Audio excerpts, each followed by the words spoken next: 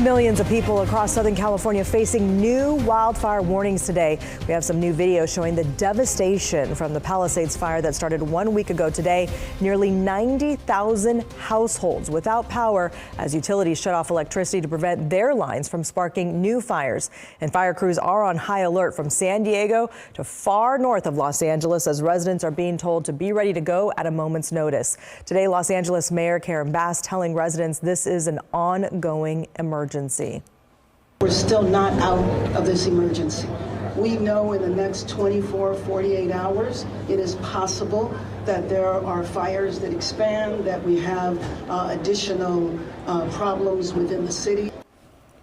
Thanks for joining us at 5. I'm Lisa Gonzalez. I'm Golston Dart. Let's take a look at the latest numbers. According to the latest information from officials, the Palisades fire has burned more than 23,000 acres. Containment now standing at 17%.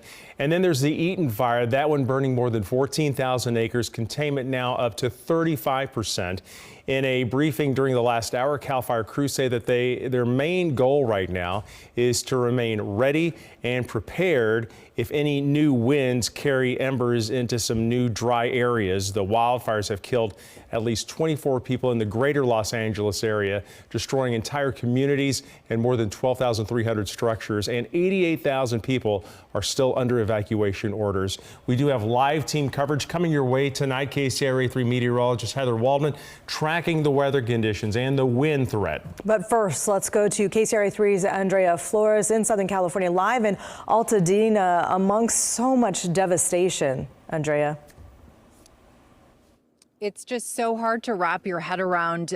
My photographer, Miguel Solorio, we've been just talking about how we've covered natural disasters and fires during our career, and this is unlike anything we've ever seen. Entire communities just like this, leveled to the ground as far as the eye can see. You can just see nothing but devastation. Homes that once stood here for decades and decades, completely leveled to the ground. And we want to mention, we are here at the property. This is Liz Cisneros' home here in Altadena. She has given us permission to be on her property. She's lived here with her husband and her family for 27 years, and they left with absolutely nothing and came back to see this just utter devastation and destruction. You can see their chimney still here, remnants of their home, pots and pans and other things that they used to cook with, furniture, lawn furniture, a burned out car in their garage. They've tried looking through the remains to see if there are any memories left, and they say there is just absolutely nothing. You can see that burned out car here.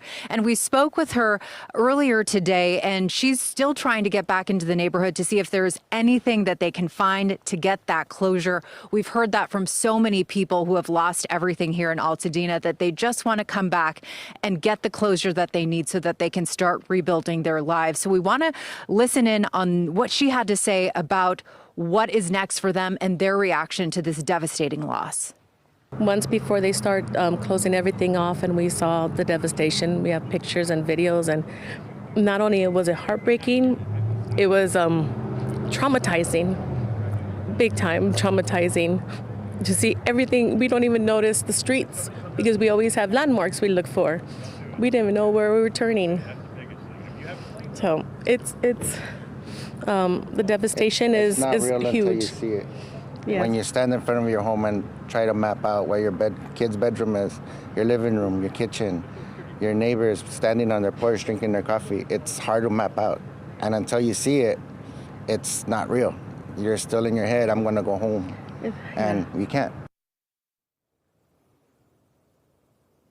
And your heart just breaks for people like the Cisneros family who have nothing to come back to. And they say that's why those donations are so important, because they get them through the hours, through the days and the weeks and the months to come. They know it's going to be a long road to recovery. Coming up tonight at 6, we're going to see the video when they pulled up to their neighborhood and saw that their home was completely gone. This is video that you will not want to miss. It is just so heartbreaking and just shows you that raw emotion of what everyone here is feeling. And they say it really changes. Sometimes they have happy moments and they try to feel those happy moments. They have those moments of sadness and they just really lean into it and know that their community has their back and continues to support them, whether here in Southern California or all the way to Northern California. So they want to say thank you to everybody who has donated so far. And of course, we will keep an eye on the conditions here in Southern California. Right now, things are pretty calm. We're not seeing those windy conditions, but of course, we know that could change in the coming hours. We're keeping an eye on everything from the ground in the evacuation area. For now, we're going to send it back to you. Yeah, thankfully, very quiet there. You can see the trees aren't moving at all behind you, which is wonderful. Andrea, thank you for that report. And firefighters, though, are once again dealing with gusty Santa Ana winds in other areas with a red flag warning through tomorrow night. Yeah, so let's go to the specialist on this, meteorologist Heather Waldman. How are they looking out there, Heather? Yeah, this is going to be a classic Santa Ana wind setup. It is not going to be the damaging winds, at least for most places that we saw last week. But let's start off with a little bit of positivity here. So this is the area burned by the Palisades fire. We have not seen any new growth in the past 2 days now. For the Eaton fire, this is the perimeter. We've not seen any new growth in the past 4 days. That just tells us the fire crews have gotten a good handle on things so far. The winds have been light for the last few days. They are going to pick up a bit around the fires. We'll see some gusts between 30 and 40 miles per hour. So the concern with the fires that have already burned is for any hot spots to flare up. You know they're going to be watching that very carefully. The concern from the San Luis Obispo Mountains down through San Diego County is for these winds to potentially spread any new fires that would start. And remember, it's not the wind that starts the fire. It's not the dry air.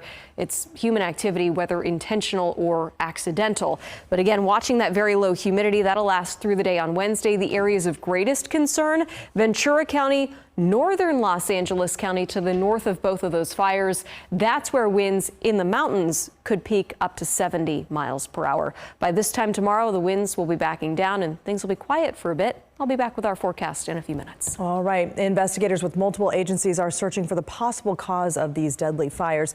Law enforcement sources familiar with the situation say that an early focus of the investigation on how the Palisades fire started is possible human cause. The sources say that potential lines of inquiry involve fireworks or unauthorized individuals camping in this area, which is parkland, also frequented by hikers. That's the area there. While it's still early in this investigation, the sources caution that some key investigators have yet to visit the point of origin and that no conclusions have been made.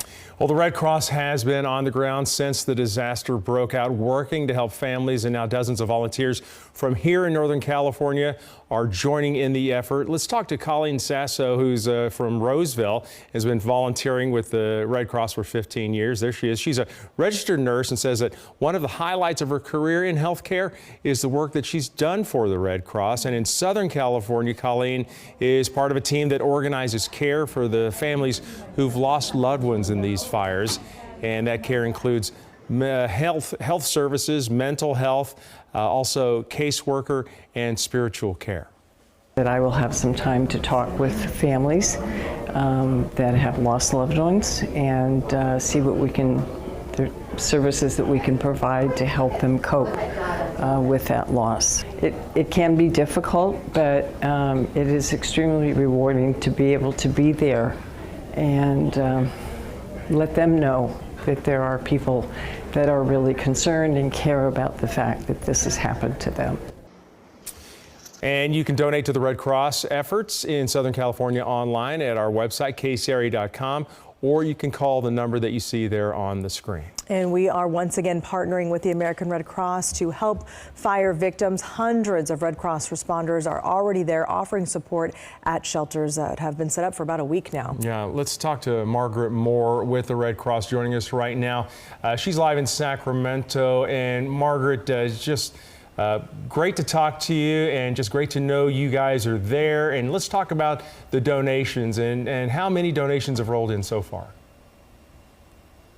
Yeah, thank you, Galston and Lisa. You've been doing this for the Red Cross for many years, and we really appreciate your support and all the donors. We've had 1,800 donors so far for $414,000 that have come in, and of course we need a lot more because there's a huge need out there. It really is a huge need, and we know some people have made really big donations. Others, no matter the size of the donation, it could still be used to help people out, even just $5, right? Yeah, and the important point about this is that the Red Cross helps everyone. They do not turn anybody away, everybody that walks in. And most people don't know this, but if you are not in the shelter, you can still receive assistance from the Red Cross. You can get financial assistance, you can get relocation assistance, they even do reunification assistance, finding loved ones, and helping to find pets and things like that. So the Red Cross is all-encompassing and works with all the nonprofits in the area right now to get and help services for everyone.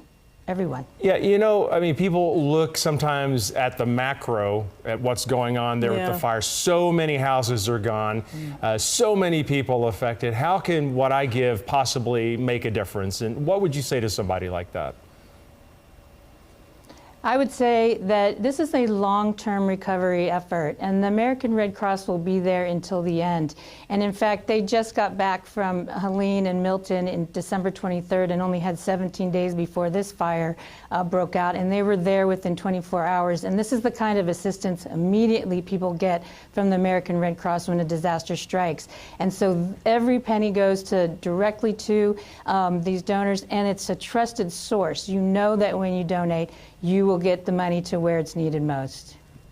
Absolutely. Trusted source. That's the important part, because there's just so many scammers out there right now. Margaret, thank you so much for your time and all the volunteer work that you do. And thanks to everyone at the Red Cross. And if you've already made a donation, thank you. We appreciate it. Again, 90 cents of every dollar that's donated goes straight to help victims. Here's a look at how much has been donated. We did cross that 400,000 mark during the last hour, so we're now at $414,327 that's been donated so far. Just today, we started at 6:30 this morning. You have until 11:30 tonight to donate. The number to call is 1-833-319-4483. You can also scan the QR code on your screen or go to kcra.com. We appreciate all of the donations, corporate donations, and from individuals, big and small. We appreciate it.